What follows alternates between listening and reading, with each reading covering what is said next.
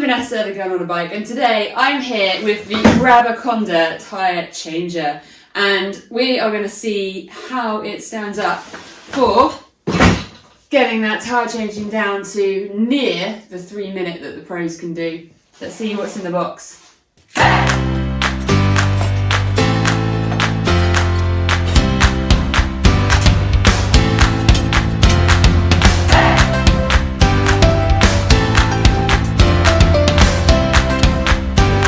Easy as that, we have our Rabaconda assembles, super easy to put together. The dimensions here are set so that you can do various different tyre sizes.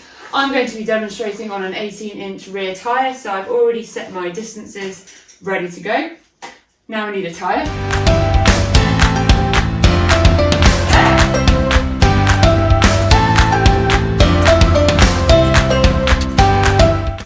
Perfect. Right, they always recommend putting the sprocket side down. It just saves a couple of instances with knuckles.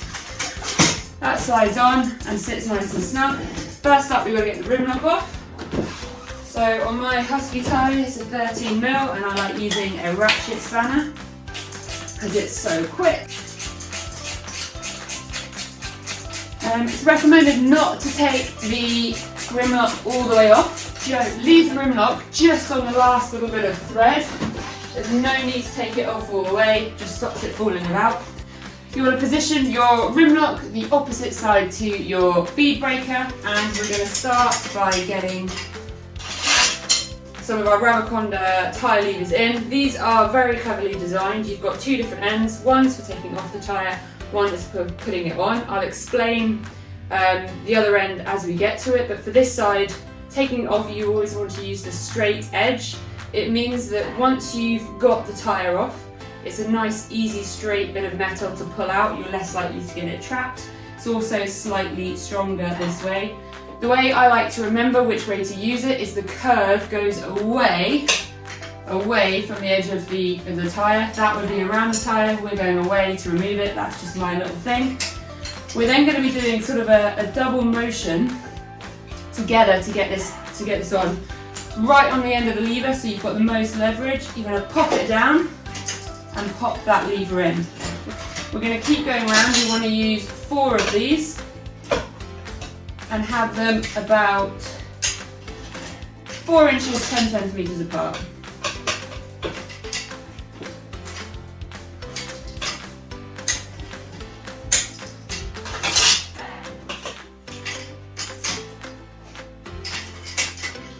At this point, it's worth checking that your levers are in.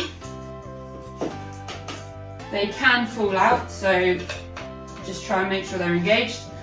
And then from the opposite side, it can be helpful having your knee on it. You want to pull those levers back. Start in the middle.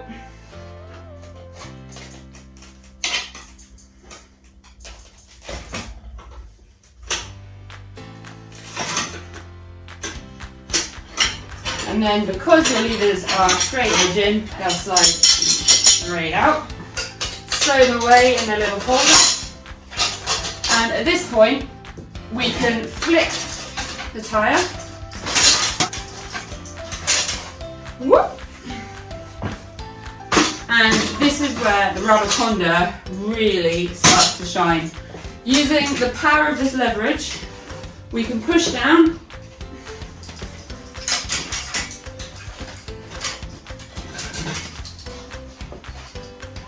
And if you push enough in the right place, be careful not to rip the tyre,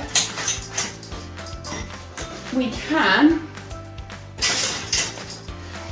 pop it all the way off, both sides in one.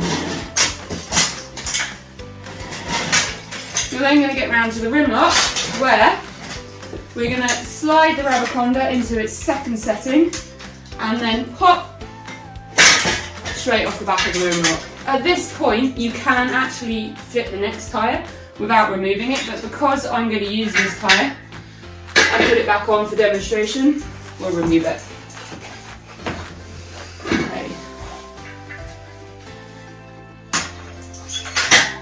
So rim lock's still intact. Prepare your mousse as you normally would. I'm not going to get into mousse greasing or anything like that in this video, so do your homework on that. If you've got directional tyres, make sure you're fitting them the right way. We're going to start with the rim lock. Slide the underside of your tyre and engage it with the rim lock and push it on. Bit of force. This is where it can be helpful to have your foot on the base of the machine. And then, using a lever, you just want to get the bottom edge of your tyre on.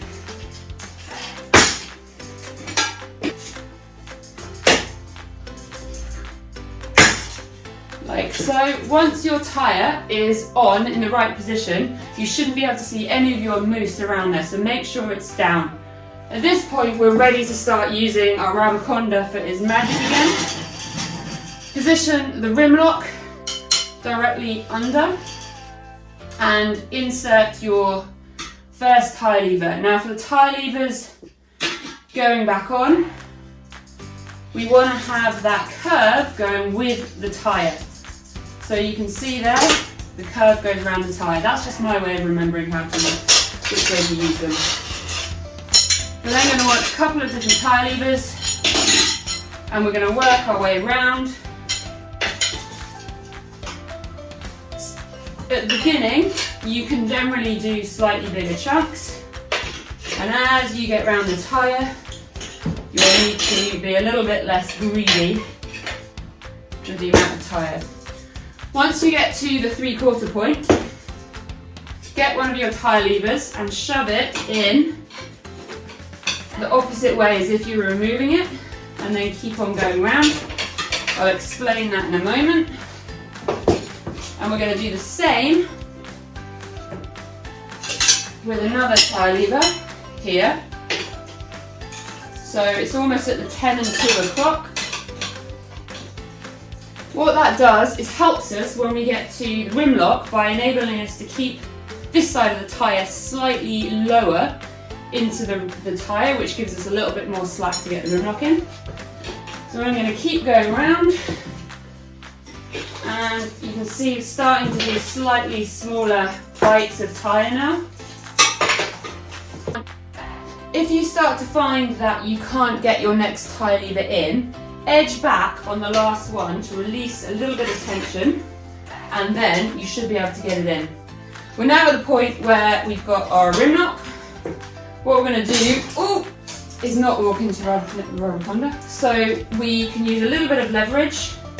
And we're going to leverage off the brake disc. If your brake disc breaks, you probably shouldn't be using it as a brake disc. It's more than strong enough to handle this. We're going to, this side.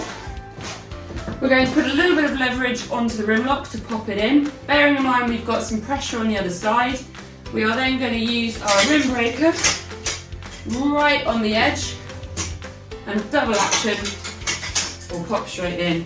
Can take a little bit of getting used to find that technique, but once you've got it, as you see, it goes in really, really easily. Now that is a tyre change. Super effortless. We're ready to go back on and race. I highly rate this machine. I'm not a pro. I'm just the average day person. I'm not big and strong. I didn't need any muscle because the machine is designed by pros to make it easy for us normal people, I guess. Rabaconda.